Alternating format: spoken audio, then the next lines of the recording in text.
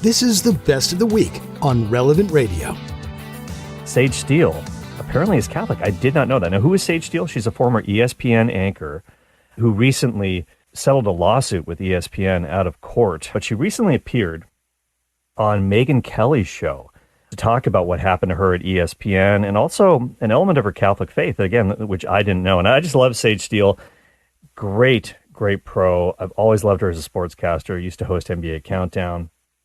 She talked about her work experiences, what happened with her lawsuit with ESPN. She worked for ESPN for 16 and a half years, and she was quote-unquote sidelined for controversial comments that she made back in 2021 on her day off.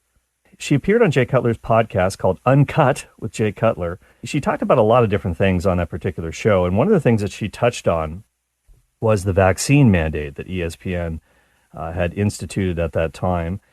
And she was essentially given an ultimatum, Sage Steele, take the vaccine or you're out.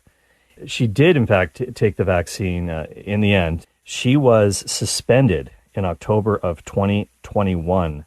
A lot of her ESPN colleagues, Jamel Hill, notably, who's also no longer with the organization, Stephen A. Smith, a lot of these other ESPN personalities were feeling quite free and open to share political opinions that they might have, whether it's about the COVID vaccines, whether it was about the 2020 election, all kinds of different topics.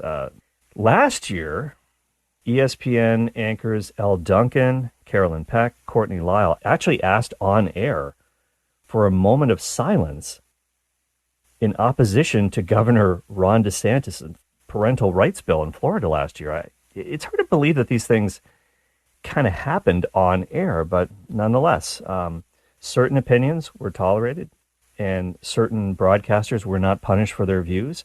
Others, the network had a problem. Well, maybe just one other, Sage Steele. And in fact, Megyn Kelly, when she was interviewing Sage Steele, Megyn said, quote, "It's fine to speak out on dicey political or cultural issues at ESPN if you're not named Sage Steele."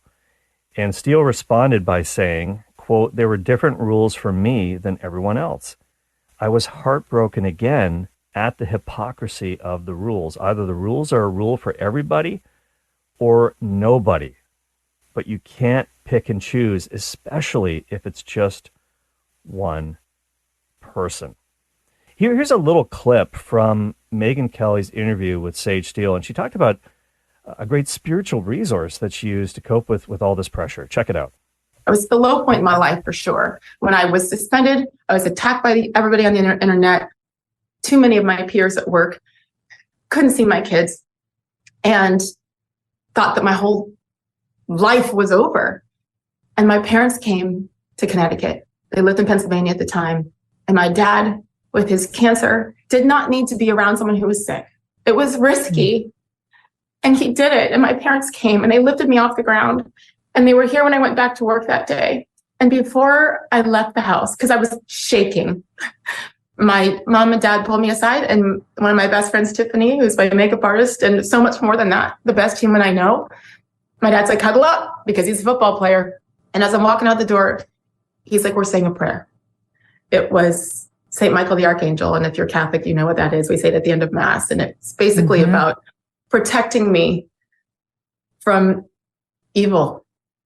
Look it up for those of you who haven't heard or said the prayer. It's pretty powerful to protect you from bad and ugly. And I believe evil is too much of a relevant word in our society right now. And so we said our prayer and we hugged, and I went to work and I went on the air. And he texted me in the first commercial break. He's like, "That's my girl. You got this." And every single day from that moment on, which I believe was like October 18th, 2021, until the last day I went on air recently, I called my parents as I pulled in to ESPN, and we said the prayer together every single day for almost 2 years.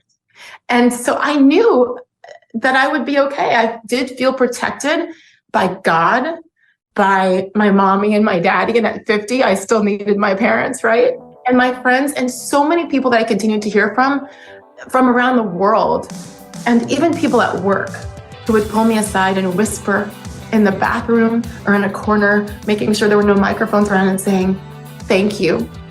Thank you for standing up and for saying what I can't say. please don't go quiet. Don't go silent again. And so that's what pulled me through.